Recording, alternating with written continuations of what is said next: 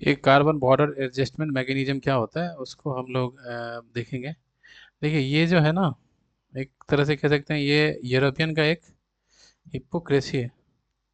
Hypocrisy है जो developing country को हमें आगे नहीं बढ़ने देना है किसी भी तरीके से। देखिए CBEM carbon border adjustment mechanism ये है क्या? जैसे कि मान लीजिए ये हो गया यूरोप, ये EU का मार्केट है, EU का मार्केट हो गया, ठीक। अब इधर से कोई एक्सपोर्ट कर रहा है, अब ये ABC 3 प्रोडक्ट को एक्सपोर्ट कर रहा है इस कंट्री के अंदर। तो अब यूरोप ये कह रहा है कि जो भाई ABC आपका जो प्रोडक्ट है, जैसे कि मान लीजिए ABC प्रोडक्ट है उस पे, जैसे कि मान लीजिए ABC क्या हो गया, जैसे एल्युमिनियम इंडस्ट्री है या सीमेंट का हो गया या आयरन का हो गया, या फर्टिलाइजर है, मतलब इस सब तरह का प्रोडक्ट है, वो आप एक्सपोर्ट कर रहे हैं कहाँ पे, यूरोप के अंदर मान लीजिए कर रहे हैं।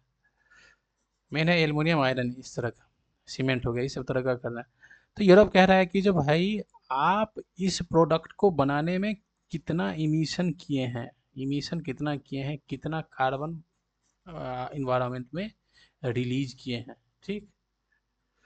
वो देखेगा और उसके बाद वो अपने मार्केट में आने देगा। मतलब ये कह रहा है कि हम इनडायरेक्टली जो है क्लाइमेट चेंज को, ग्लोबल वार्मिंग को, मतलब ग्लोबल वार्मिंग से दुनिया को बचाना चाहते हैं। इस तरह का इंडस्ट्री को हम उस पे एक तरह से रिस्ट्रिक्शन लगाना चाहते हैं। जो इंडस्ट्री कार्बन का इमिशन ज़्यादा कर रहा है उस पे हम रोक लगाने की इनडायरेक्ट कोशिश कर रहे हैं, जिससे कार्बन का इमिशन नहीं होगा और दुनिया में क्लाइमेट चेंज का जो इफेक्ट है वो कम होगा, ठीक।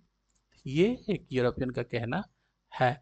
तो यही एक CBAM करके मैकेनिज्म लेके आया है। अब जैसे कि इंडिया के से एक्सपोर्ट होगा, जैसे कि आयरन हो गया, स्टील हो गया, इस सब तरह का एक्सपोर्ट इंडिया करेगा यूरोप में। अब यहाँ पे CBAM के चक्कर में ये बोलेगा जो भाई आपने इसमें इमिशन बहुत किए हैं तो इसको हम इस पर या तो टैरिफ लगा देंगे, या तो टैरिफ लगा देगा या तो उसके अंदर कोटा लगा देगा। जो आप यदि 5 टन यदि एक्सपोर्ट कर रहे हैं हमारे मार्केट में तो वो मत कीजिए, आप 1 ही टन कीजिए, क्योंकि या फिर यदि 10% का टैरिफ है तो उसको बढ़ा देगा, बोलेगा कि भाई 15% या 20% का टैरिफ, मतलब किसी भी तरीके से वो इस प्रोडक्ट को क्या करेगा, रोकने की कोशिश करेगा अपने मार्केट में, समझ गए। अब देखें, क्योंकि उसका कहना क्या है, हम यदि इस डेवलपिंग कंट्री को, यूरोपियन की बात बता रहे हैं, डेवलपिंग कंट्री को यदि पूरा छूट दे दे तो भाई ये कार्बन इमिशन बहुत ज़्यादा करेगा, बहुत ज़्यादा करेगा। क्योंकि इनकी जो टेक्नोलॉजी है उतना हाईटेक नहीं है जो कार्बन इमिशन को कम करे, ऐसी टेक्नोलॉजी इनके पास है नहीं, ठीक। और इनको इंडस्ट्रियलाइज करना है क्योंकि इनको अपने इकोनॉमी को आगे बढ़ाना है, अपने यहाँ एम्प्लॉयमेंट जनरेट करना है, तो इसके लिए तो इंडस्ट्री को डेवलपमेंट तो करनी है ना, तो उसके लिए तो कार्बन इमिशन होगा ही होगा, ये तो है। तो वो कह रहा है कि नहीं, ये सब तो जो होगा होगा, हम यदि अपने मार्केट में नहीं आने देंगे, मतलब इनडायरेक्टली डेवलपिंग कंट्री के जो प्रोग्रेस है उसको रोकने की कोशिश कर रहा है। किस किस चीज़ के नाम पे, ये क्लाइमेट चेंज का जो एक नया तरह का एक कॉन्सेप्ट लेके आया है वो।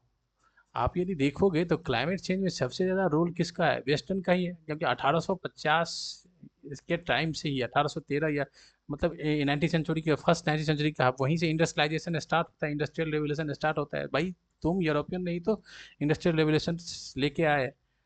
डेवलपिंग कंट्री को देखोगे तो 47 के बाद से ही डेवलपिंग कंट्री तो आज़ाद हुआ है, ठीक। 47 के बाद से ही, और 90 के बाद, 90 के बाद जो ग्लोबलाइजेशन कहते हैं तब स्टार्ट हुआ है। 10 से 15 20 साल हुआ है, 15 20 साल में वो कितना इमिशन करेगा, तो इमिशन करके कि तुम रखे हुए, तो उनका एक हिपोक्रेसी है किसी तरीके से डेवलपिंग कंट्री को रोकने की बात करना। तो यही है CBAM, समझ गए। इसको अभी इसलिए चर्चा कर रहे हैं तो क्योंकि इंडिया यूके के बीच में फ्री ट्रेड की बात चल रही है, तो लेकिन इंडिया यूके के बीच में फ्री ट्रेड जो है वो बहुत हद तक सॉल्व हो गया है अब, मतलब लगभग हो गया है अब। तो हम इसको वैसे ही देख रहे थे। अब CBM इसीलिए देख रहे थे क्योंकि इंडिया का जो एक्सपोर्ट बास्केट है, जो आपका एक्सपोर्ट बास्केट है उसमें आपका आयरन, स्टील, इसका बहुत ज़्यादा रोल है। चाइनीज स्टील के बाद सेकंड पे आप, पहले आप इंडिया का भी सेकंड पोजीशन या फर्स्ट पोजीशन पे था इंडिया स्टील को प्रोडक्शन के अंदर, चाइना चाइना के बाद।